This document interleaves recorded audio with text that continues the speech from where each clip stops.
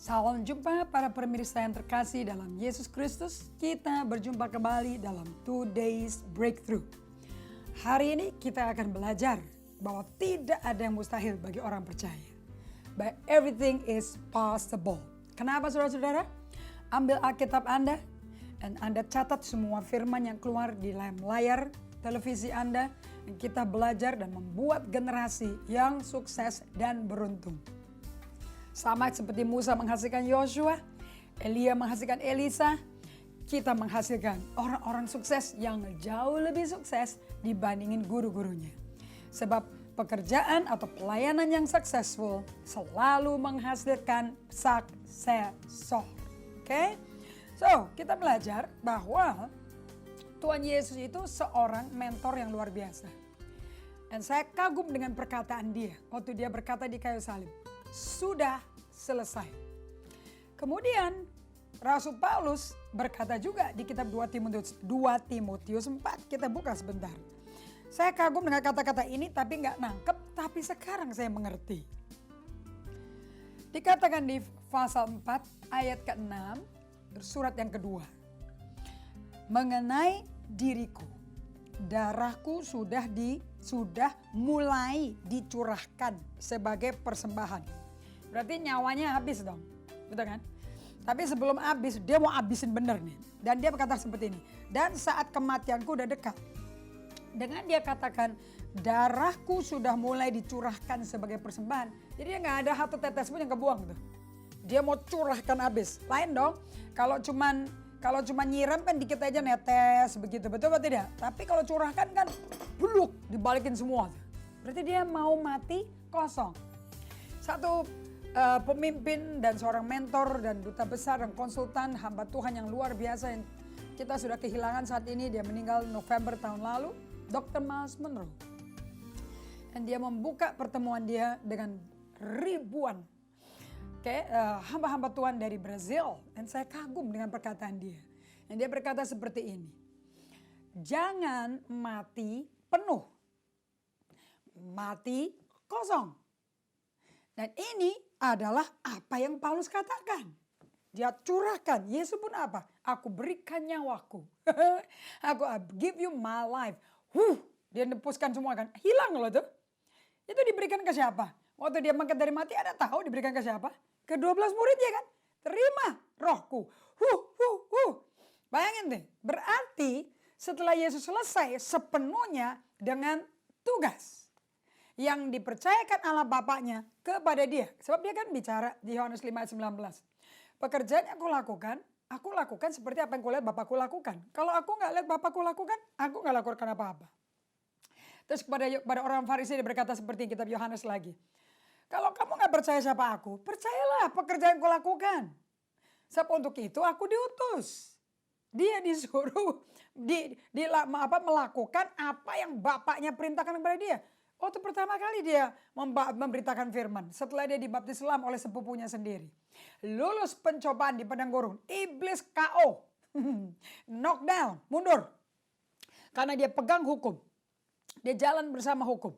Hukum melindungi kita. Kalau kita hormati hukum Allah melindungi kita. Itu udah automatic protection tuh. Jadi kalau kita law abiding citizen, the law protect us. Gitu loh ya. Nah kemudian dia mulai melayanan. Dan dia ngomong apa? Bertobatlah, metanoia, ubah pikiran. Sebab kerajaan surga sudah datang. Jadi tugas dia ngapain tuh? Dan Lukas 4 katakan di 43, aku juga mesti pergi ke kota-kota. Sebab untuk itu, untuk memberitakan Injil kerajaan surga. Jadi Injil itu adalah isinya kerajaan surga. Sebab untuk itulah aku diutus. Jadi dia tahu dong, dia ada assignment, ada tugas. Itu kelar waktu di kayu salib. Makanya pada waktu Yesus berkata kepada murid-muridnya. Kepada Nikodemus. Yang malam-malam nyusup-nyusup tuh biar gak ketahuan sama tim gengnya orang Farisi. Petinggi-petinggi agama saat itu. Apa yang dia katakan kepada Nikodemus yang kepingin tuh masuk kerajaan surga. Kamu mesti lahir baru. Dari air dan roh. Kamu masuk kerajaan surga. Jadi dia bawa kerajaannya. Terus ada yang dengerin. Ini orang yang haus dan lapar namanya Nikodemus. Satu lagi saya tahu itu Yusuf Arimatea. Dan Dia bilang ikutin malam-malam karena yang lain kan udah nentang semua. Terus dia ikutin. Saya nggak ngikutin tanda-tanda kamu loh. Emang aku lihat sih tanda-tanda air jadi anggur di pesta kawin di Kana. Kamu siapa sih sebetulnya? Apa yang kau bawa? Aku mau dong. Kamu sih lahir baru dari air dan roh. Dan itu terjadi dong. Setelah dia bangkit dari mati. Dan dia mau kembali 40 hari kemudian dia mau balik ke tempat aslinya dong. Kan udah kelar PR-nya, tugasnya. Dan semua orang yang mengikut dia dikasih tugasnya dia lagi. Apa yang ku kelarkan, kamu lanjutin sekarang. Makanya Yohanes 14:12 Yesus ngomong apa? Pekerjaan yang kau lakukan, kamu akan lakukan pula. Bahkan lebih besar. Jadi Anda dan saya dan murid-murid Yesus 12-12-nya tuh. Kayak termasuk yang ganti Yudas Iskariot. Semua ada di bumi because of an assignment. Kita ada di bumi karena assignment. Bukan suruh kumpul-kumpul seminggu sekali. Nah, sekarang Dr. Miles berkata seperti ini. Referensi 2 Timotius 4 ayat 6 dan 7. Mengenai diriku, Rasul Paulus berkata gini. Darahku sudah mulai dicurahkan sebagai persembahan dan saat kematianku udah dekat. Jadi dia gak mau mati bawa tugas yang belum kelar. Yang Tuhan kasih. Dia mau kelarin semua loh. Aku telah mengakhiri pertandingan yang baik. Aku telah mencapai garis akhir. Dan aku telah memelihara iman. Jadi apa yang bikin kita sampai garis akhir? Sampai kelar semua assignment-nya. Faith, iman. Sebab iman adalah apa saudara? Ibrani 11 ayat 1. Dasar dari segala sesuatu yang kita harapkan. Ya kalau diharapkan ya belum kelihatan dong. Tapi ada dalam kita. Do you know what that is? Nggak bisa digambarin. Kecuali kita gambar ya. Nggak bisa dibuktiin hitam putihnya. Ding, ding, ding, ding, ding. Tetapi ada. Makanya kita punya harap. Hidupku dalammu, harapku dalammu. Jadi di dalam Tuhan kita dikasih harapan. Harapan apa? A picture, suatu gambaran. Yang namanya, tapi belum kelihatan, namanya potensial. Kalau udah manifest, udah keluar, ya namanya bukan potensial lagi. Ini bukan potensial, dulu ada di pikiran si penemunya ini. Dulu Alkitab ini ada di pikiran penemunya. Nah, makanya Rasul Yohanes tulis Injil Yohanes. 1, pada mulanya adalah firman. Kemudian firman bersama Allah. Firman adalah Allah. Oke, gini jadinya artinya. Firman sama dengan logos bahasa Yunaninya. Di bahasa Yunani kata logos artinya express thought. Pemikiran yang diekspresikan. Jadi ada di kepala kita, cuman belum jadi. Jadi kalau kita ganti itu kata firman dengan express thought atau logos, pada mulanya adalah pikiran yang terekspresi. Nah, kalau itu pikiran diekspresikan keluar mulut, ya kedengeran jadinya. Potensi pemikiran berubah menjadi pernyataan. Nah, itu namanya firman. Jadi pada mulanya adalah ekspresi pemikiran Allah dong. Ya kan? Yang keluar dari mulut dia kan? Boom. Jadi perkataan kan? Jadi firman kan? Dan ekspresi pemikiran Allah yang diperkatakan tersebut bersama-sama Allah. Ya dong, masa pikirannya lepas dari pribadinya. Dan pemikiran yang terekspresi di mulut Allah tersebut adalah Allah. Itu Yohanes 1 ayat 1 tuh. Jadi apa sih firman ini? Potensi. Potensi kita yang ditaruh Allah dalam kita. Nah, kita tugasnya membuat apa yang dimasukin ke kita jadi kenyataan. Nah, Anda mau tahu? Di Efesus pasal 1. Ternyata kita ini diciptakan Allah di Efesus 1 ya, ayat 3 sampai ayat selanjutnya. Paulus tulis seperti ini. Anda mikir deh kenapa ini orang tulis seperti ini ke jemaat Tuhan di Efesus yang dia bangkitkan melalui tanda-tanda ajaib. Terpujilah Allah dan Bapa Tuhan kita Yesus Kristus yang dalam Kristus. Anda mesti tertarik loh dengan kata dalam Kristus ini. Bukan dalam denominasi, bukan dalam gedung, bukan dalam rumah, bukan dalam mobil, dalam seorang pribadi. Telah mengaruniakan kepada kita segala berkat rohani di dalam sorga. Anda mau tahu nggak berkat itu artinya apa? Bahasa Inggris kan bless kan? Blessing. Blessing artinya di bahasa Yunani terjemahannya tuh apa? Endowment, suatu kemampuan pemberian yang dimasukin Allah ke kita. Bukan cash. Efeknya bisa menimbulkan manifestasikan cash. Tetapi itu ada kemampuan ilahi yang dimasukkan ke kita, tapi kita belum kelihatan. Sampai kita keluarin, terjadilah. Tapi cara mengeluarinya mesti cara Allah, karena yang punya itu adalah Allah. Jadi segala endowment, segala yang bestowed upon us, itu pemberian, kan kalau karunia kan kita nggak usah beli. Itu kan diberi cuma-cuma. Dimasukin Allah ke dalam kita. Bestow itu artinya dianugerahkan, diberi cuma-cuma. Yang ada di dalam surga itu dimasukin ke kita yang ada di bumi loh. Okay? Sebab di dalam Dia Allah telah memilih kita. Dengerin, kapan Allah pilih kita? Sebelum dunia dijadikan. Nah, kita kan sekarang ada di bumi. Jadi kita dulu udah ada dong sebelum dunia dijadikan. Nah, kita yang udah ada sebelum dunia dijadikan ini, saudara-saudara, itu punya spiritual blessing. Segala berkat rohani yang di sorga sudah masuk. Bayangin ya. Nah, kita ini aslinya di sorga loh. Jadi kita gak usah mati ke surga, kita aslinya dari sana. Dengan segala berkat rohani. Ya. Kemudian kita dikirim ke bumi. Dengan Allah bikin planet bumi. Dengan Dia berfirman di Kejadian 1 kan, ayat 1. Mulanya Allah menciptakan langit dan bumi. Nah, kenapa kok saya nggak pakai kata pada mulanya?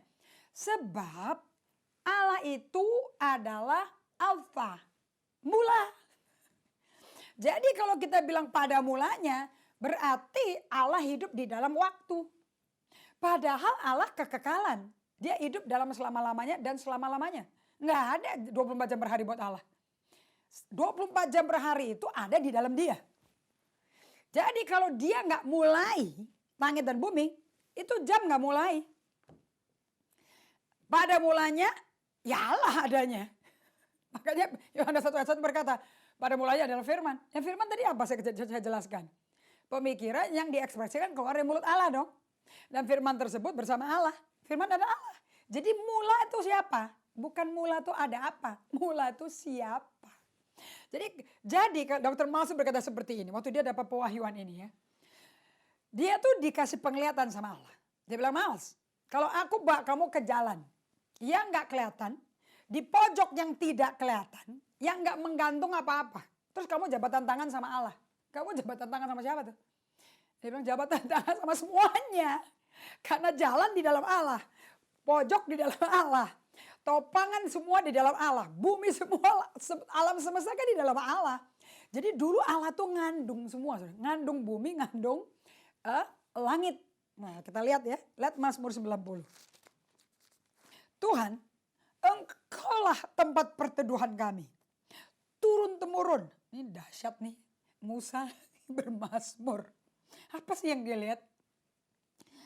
Kata perteduhan ini kalau di bahasa Inggrisnya, a dwelling place. Anda bisa lihat ya di layar TV-nya. Dwelling itu apa Anda? Tempat tinggal. Selama-lamanya, turun-temurun, engkau tempat tinggal kami. Gak beda dong dengan kata-kata Rasul Paulus. Dalam Kristus, segala berkat rohani juga telah diberikan kepada kita, dikaruniakan. Dalam Kristus, sebelum dunia dijadikan, kita telah dipilih jadi anak-anak Allah. Untuk hidup kudus, tak bercacat. Sekarang dia ngomong Musa, perjanjian lama. Tuhan, engkaulah tempat tinggal, turun-temurun. Jadi dia juga di dalam Allah dong. Di dalam Tuhan dong. Betul kan? Rumahnya mereka Tuhan. Bukan gedongan aja. Kalau gedongan itu buat nggak kepanasan aja. Tapi hakiki kita, keberadaan kita tuh mesti di dalam Tuhan. The Lord yang punya kita. Nih ya, dengar baik-baik ayat 2. Sebelum gunung-gunung dilahirkan. Nah, kata dilahirkan berarti somebody pregnant dong. Ada seseorang yang hamil dong. Betul? Dan bumi dan dunia diperanakan. Padahal di Kejadian 1 ayat 1 ngomong apa? Mulanya Allah ciptakan langit dan bumi. Betul kan? Mazmur 90 ayat 2, Musa kan yang tulis buku Kejadian Musa. Jadi ini orang tahu loh. Sebelum gunung-gunung dilahirkan dan bumi dan dunia diperanakan. Bahkan dari, baca ya baik-baik, selama-lamanya sampai selama-lamanya engkaulah Allah.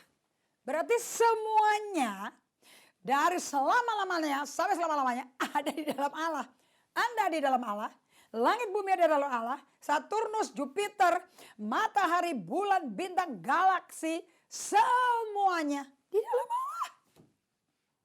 Oksigen, gravitasi, semua di dalam Allah. Hebat gak tuh? Jadi Allah kita, makanya mulanya adalah Allah, mulanya adalah firman, benar. Dan tidak ada yang bisa ada tanpa Allah. Jadi kalau Dr. Miles ditanya, kalau kamu ketemu sama Allah, di jalannya kamu nggak kelihatan, di pojokannya nggak gantung kemana-mana. Kamu ketemu siapa? Ketemu segala-galanya. Jadi sebelum sesuatu terjadi, sudah ada di dalam segala-galanya. Jadi Anda di mana? Waktu Anda belum lahir, anak cucu, cici buyut belum lahir. Sudah di mana? Di Dia.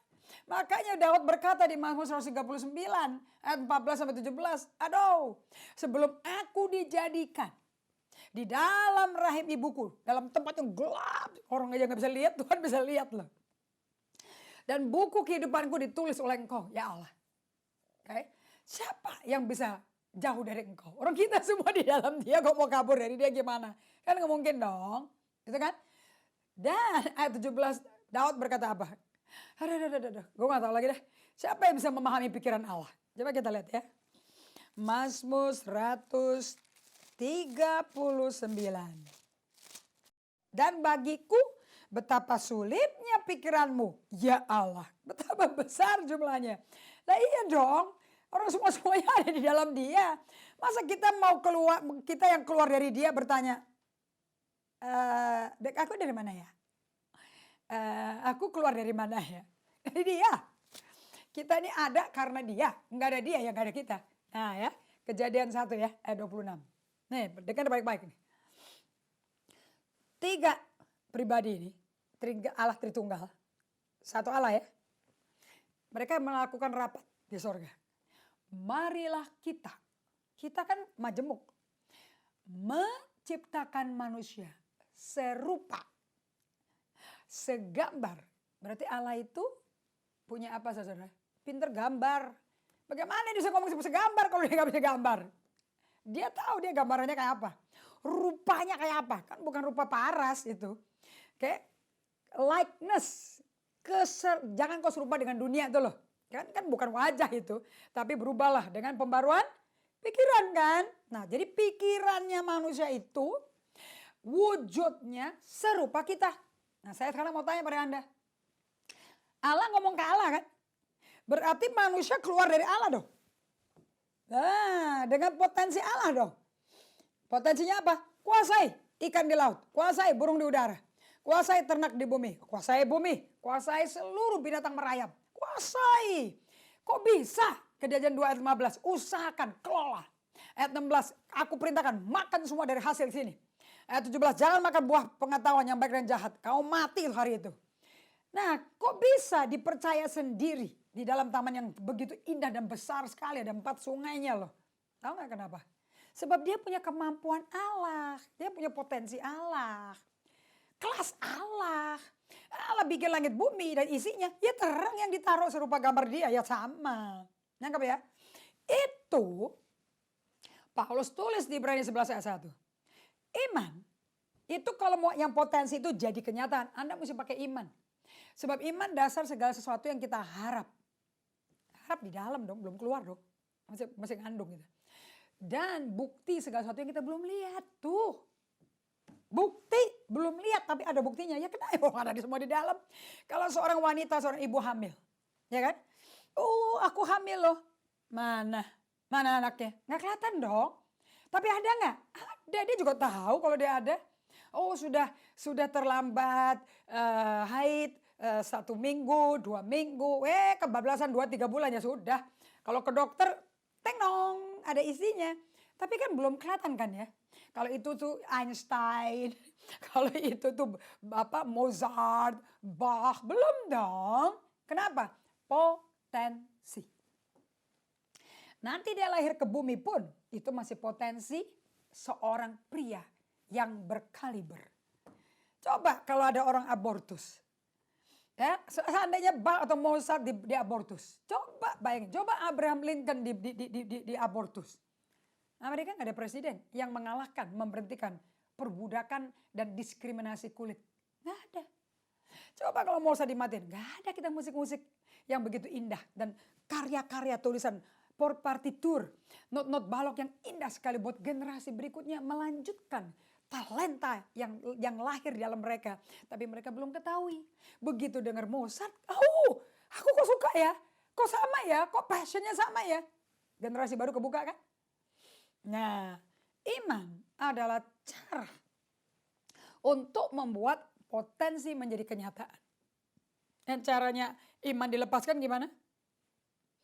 Iman timbul dari pendengaran. Pendengaran akan firman Tuhan kan? Tanpa diucapin. Nggak keluar, itu potensi. Harus dikatakan. Allah juga ngomong. Dia ngomong, marilah kita ciptakan manusia serba gambar kita. Menguasai ikan di laut, blablabla, kelar semua ya. Terus Kejadian 2 ayat 5 dia bilang, waktu itu hujan belum diturunin. Bumi belum ada tumbuh-tumbuhan. Padahal dia udah ngomong semua tuh di Kejadian 1. Kemudian ayat, kenapa? Dia bilang, sebab belum ada orang yang mengusahakan. Ayat 7 dibikin orang ya. Dari tanah yang diciptakan. Kemudian dimasukin tuh kitanya tuh. Yang ada di dalam dia. Disebul. Napasnya di hidung. Jadi caranya Allah bikin potensi Allah balik ke manusia. Itu diulangi lagi di Yohanes 22 tuh. Ya, Yohanes 20 ayat 22. Yesus sebelum balik ke surga Isa Masih. Dibalikin lagi ke 12 muridnya. Mereka dikasih potensi. Makanya Paulus bilang, aku kalau mau mati, mati kosong. Potensinya dikeluarin semua. Yesus juga berkata, sudah selesai. Keluar napasnya. Kenapa? Udah gak ada lagi. Habis tugasku udah finale. Makanya Dr. Miles berkata seperti ini. Saya gak mau menjadi calon berikutnya untuk membuat kuburan tambah kaya. Dan dia bilang seperti ini. Tempat terkaya di dunia bukan tempat pertambangan berlian di Afrika Selatan. Bukan tempat pertambangan minyak di Timur Tengah. Bukan tempat pertambangan batu bara di dunia. Bukan. Tempat terkaya di dunia. Di bumi. Bayangin. Adalah kuburan. Sebab di situ banyak sekali ide-ide. Bagaimana membuat kesejahteraan rakyat yang tidak tercetuskan karena udah bunuh diri. Atau kena sakit jantung. Atau kena kanker. Atau miskin. Terus bunuh diri, malas kerjanya cuek. Padahal potensinya di dalam. Allah itu anti pembunuhan manusia. Tahu gak kenapa? Jangan kau membunuh. Kan ada kan 10 perintah Allah ya. Kan termasuk abortus dong. Ya, kenapa? Ini bicara tentang apa? Kamu tahu nggak di dalam makhluk manusia kecil itu ada potensi yang dibutuhkan. Siapa tahu dia penemu pengobatan-pengobatan, obat-obat AIDS yang mujarab. Siapa tahu itu adalah calon presiden yang benar yang udah keburu mati. Siapa tahu. Jadi bukan urusannya Allah nggak mau potensi yang dia kasih ke manusia hancur binasa, memperkaya kuburan. Kuburan ngapain diperkaya?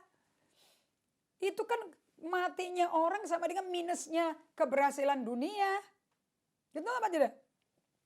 So, potensi adalah selalu apa yang Anda bisa lakukan, tapi belum kesempatan lakukan. Jadi, kalau yang potensi yang mestinya orang-orang itu bisa lakukan, tapi nggak sempat lakukan, terkubur semua. Jadi, kuburan itu isinya apa? Deposito potensi tak tercetus. Mestinya negara kita kaya dengan orang-orang pandai. Ini bak kuburan semua. Bukankah sedih? Makanya Paulus berkata di 2 Timotius 4 ayat 6.